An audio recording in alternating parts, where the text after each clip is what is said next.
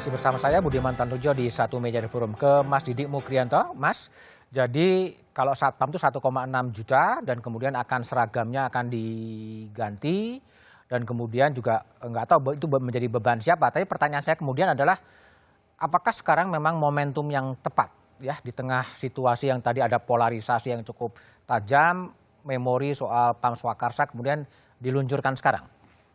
Ya, begini Mas Budiman.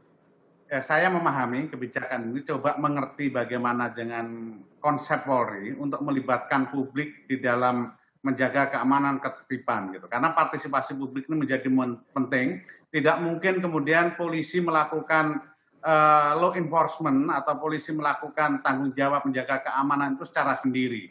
Karena selain jumlah dan beban tugasnya dan dihadapkan pada teritorial dan juga jumlah penduduk, rasanya tidak mungkin polisi tanpa merangkul masyarakat. Menarik tadi yang disampaikan Fathia memang. Banyak juga organisasi-organisasi kepemudaan yang basisnya kultural, yang kemudian punya image yang baik seperti Karang Taruna, begitu, yang kita semuanya paham bagaimana partisipasi Karang Taruna untuk lingkungan, untuk masyarakat yang sedemikian positif gitu. Ini juga menjadi pemberdayaan yang tidak luput dari menciptakan keamanan dan menjadi sahabat kepolisian. Kebetulan saya sendiri adalah Ketua Umum Karang Taruna. Jadi Karang Taruna ini selama ini sudah bergandengan tangan dengan kepolisian, dengan BNN, dengan BNPT untuk membantu itu. Tapi adalah yang ingin saya sampaikan, bahwa poinnya memang tidak sesederhana yang kami siapkan. Sebetulnya kalau saya mencoba menambahi apa yang disampaikan Adinda saya Safik sama Fathia, bahwa persoalan ke depan itu juga tidak mudah di tengah bagaimana kemudian euforia publik terkait dengan kebebasan, terkait demokrasi yang kemudian diartikan dalam perspektif yang negatif, sehingga banyak orang yang kemudian berbondong-bondong membentuk sebuah kelompok.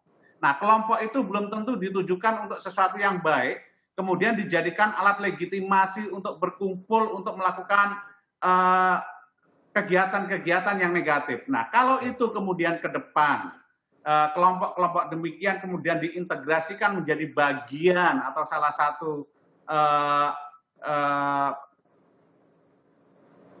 satu unsur atau bagian dari Pam Swakarsa ini, tentu memang betul kepolisian harus punya parameter yang jelas. Jangan sampai satu kelompok diakomodir, sementara ada kelompok yang lain tidak diakomodir, maka ini akan menjadi persoalan juga. Salah satu contoh mungkin yang perlu kita pertimbangkan dan perlu kita carikan jalan keluar. Misalkan di sebuah desa kemudian ada pos kampling gitu. Kebetulan di situ ada 2 kelompok, 3 kelompok yang kita nggak tahu yang sama-sama mengatasnamakan satkampling di lingkungannya. Kemudian siapa yang mendapat keberpihakan, siapa yang kemudian bisa menjadi mitra polisi, ini juga harus jelas sehingga parameternya bukan lagi pick and choose, bukan subjektivitas, tapi harus clear dan konkret. Oke, baik, Mas Didi. Mbak Fathia, jadi apakah sekarang momentum yang tepat ya untuk dihidupkannya kembali Pam Swakarsa di mana publik masih merasa cemas dan takut? Ya, saya kembali bahwa Mbak Fathia. Karena itu sebentar, Mas Didi kasih ke Fathia dulu. Fathia silakan. Ya.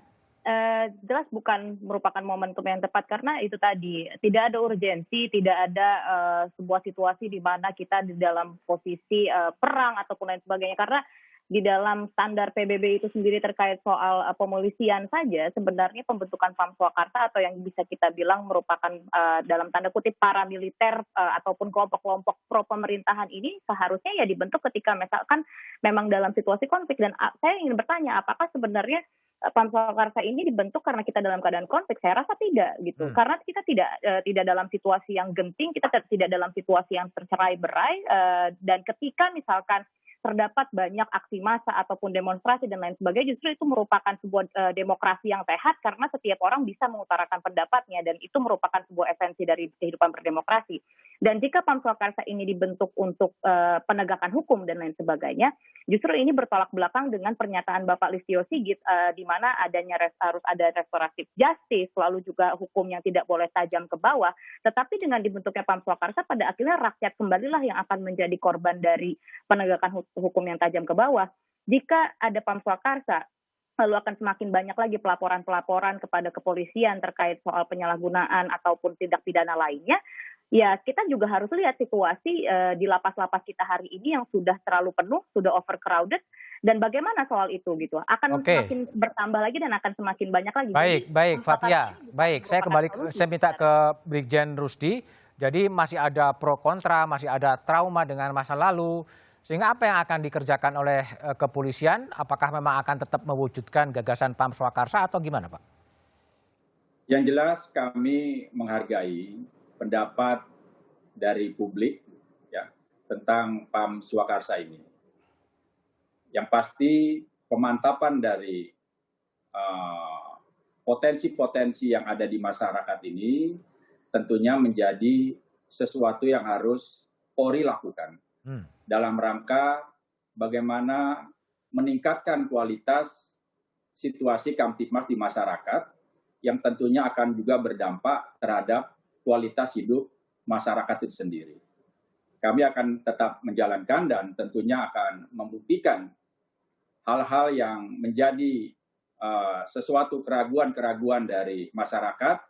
Tentunya dari Polri akan menjawab bahwa hal tersebut tidak akan terjadi. Seperti itu, Mas Budiman. Oke, baik. Syafiq, yang terakhir. Jadi ada komitmen bahwa ini akan tetap dijalankan dan akan dibuktikan bahwa kekhawatiran, kecemasan, trauma kekerasan itu tidak akan terjadi. Gimana Syafiq, ada note soal itu? Ya, saya senang Pak Rusdi mengatakan bahwa ini akan dibuktikan ya. Kita berharap, tetapi bahwa saya tidak dalam konteks politik saya tidak percaya pada harapan. Saya percaya pada dinamika politik yang terjadi, ekosistem yang dibangun, dan kita belajar dari sejarah masa lalu. Saya kira ini harus benar-benar jelas dulu ya. Saya kira akan seperti apa, menurut saya walaupun tadi Pak Rusdi menjelaskan, saya kira belum begitu jelas. Yang kedua, batasan wewenangnya harus sangat jelas saya kira. Batasan wewenangnya harus sangat jelas. Karena kalau tidak jelas, ini justru ya tadi, abuse of power. Gitu, karena gimana? Bahwa saya percaya tentu saja di negara sebesar ini polisi tidak bisa sendirian menanggung beban gitu ya, menciptakan rasa aman warga. Jadi butuh keterlibatan masyarakat. Saya membantu beberapa lembaga, misal dalam konteks kontra terorisme gitu ya, melatih sejumlah warga untuk menjadi satgas anti terorisme. Jadi mereka tahu kalau mereka melihat ada gejala ini, oh kategorinya ini harus waspada, kalau ini kategorinya siaga, bla bla bla. Jadi kita mendidik warga agar mereka bisa mengenali gejala-gejala situasi lingkungan dan kemudian mereka tahu apa yang harus dilakukan. Tetapi mereka kan tidak punya wewenang seperti polisi, tidak punya wewenang penindakan. Nah, batas wewenang ini saya kira harus jelas, Pak Rusdi. Ya. Karena kalau batas wewenang tidak jelas, kelompok-kelompok ini walaupun bottom up atau apapun gitu ya, walaupun udah dididik, begitu mereka merasa mengantongi stempel, gitu ibaratnya ya, mengantongi stempel polisi, kesannya boleh menindak, itu akan jadi masalah baru. Oke, baik, Syafiq, terima kasih ya, Brigjen Rusdi, terima kasih, Mas Didi, Syafiq dan Fathia, terima kasih atas kontribusinya. Ide soal PAM Swakarsa membangkitkan memori kolektif soal pengalaman traumatis. PAM Swakarsa di era Orde Baru masih melekat di memori publik. PAM Swakarsa berasosiasi dengan kekerasan politik untuk membungkam gerakan demokrasi di tahun 1998. Perlu kearifan sosial politik sebelum mewujudkan gagasan soal PAM Swakarsa pada masa sekarang ini. Yang satu meja di forum malam ini, selalu patuhi protokol kesehatan dengan mencuci tangan, menjaga jarak, dan menggunakan masker. Selamat malam dan terima kasih.